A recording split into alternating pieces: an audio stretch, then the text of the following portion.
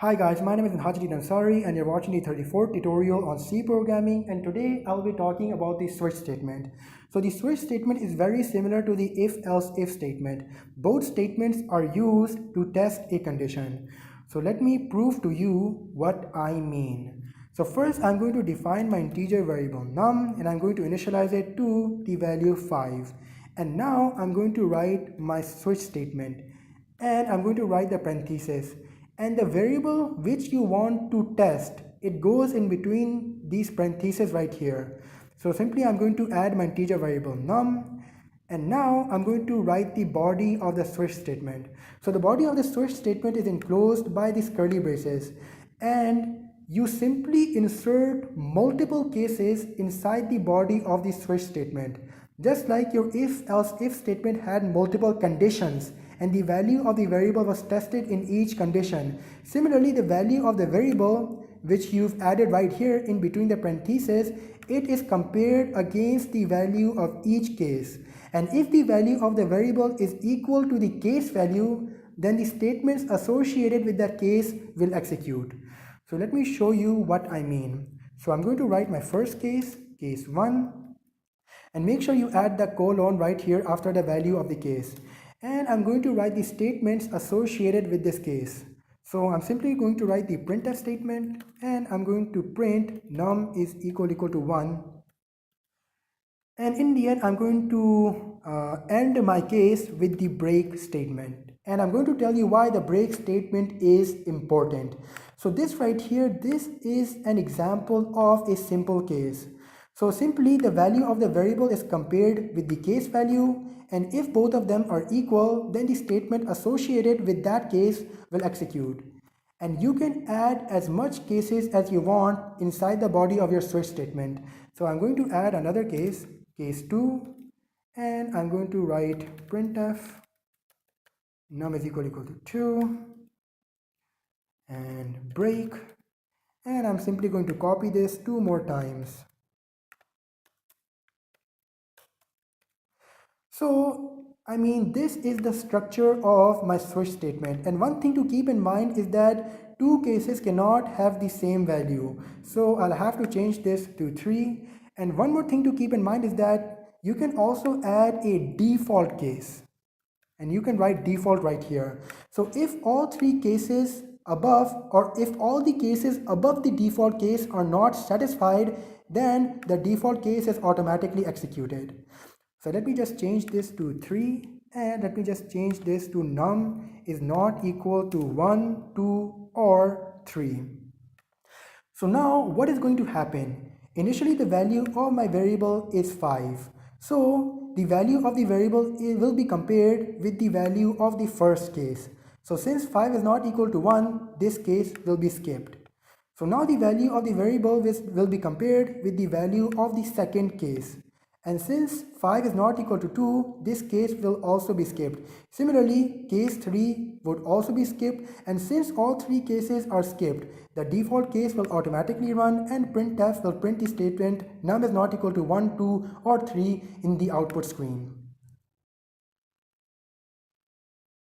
So this is what you get in your output screen. But if I change the value of my integer variable, so suppose I changed it to 2.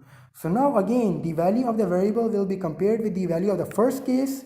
So since 1 is not equal to 2, this case would be skipped. And then the value of the variable will be compared with the value of the second case.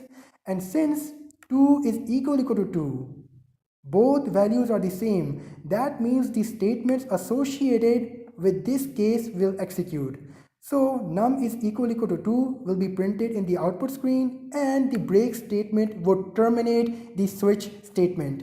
That means the remaining cases will not be checked by the program. So when I run the program, I'm going to get num is equal to 2 printed in my output screen. So now you guys might be wondering, why is the break statement important? So let me just show you what happens if I don't include my break statement. So I'm going to remove it from here, from here, from here, and I'm going to remove it from here.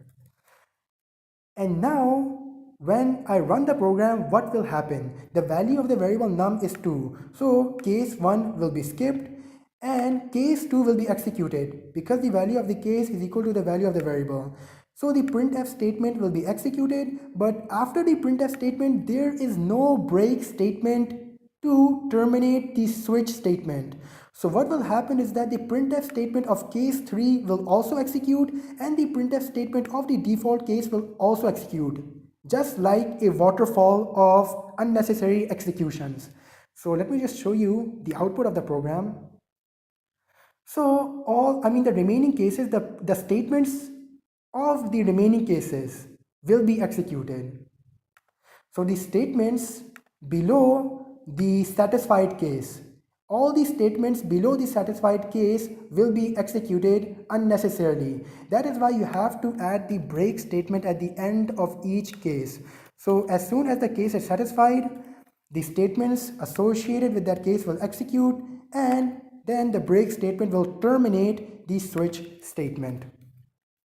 And you don't need to add the break statement at the end because the default case is the final case. But just for consistency, just add it right here as well. So, inside the parenthesis of the switch statement, you can compare any integral data variable. So you can compare characters, you can compare integers, you can compare short integers, you can compare long integers, you can compare any variable which has an integral data type. So if I change this to, for example, character, I define a character variable alpha and I initialize it to the character A. So I can test my character variable alpha inside the switch statement, and simply I'll have to change the case values. So I'll have to write characters right here and C right here, and I'm going to simply change the printf statement as well. I'm going to add capital A and capital B and capital C, and I'm going to write none right here, none. So, the process is the same. The character inside the variable alpha will be compared with the character of each case, and if both characters are equal, then the statements associated with that case will execute up till the break statement. So when I run the program, I'm going to get capital A printed in the output screen. So only integral data type variables can be compared. So if I change the data type of my variable to float, so this will give me an error. This will give me, see, you can see the red underline right here. This means that the switch, like you can see right here, expression must have integral type. So you can only compare or you can only test integral type variables in your switch statement.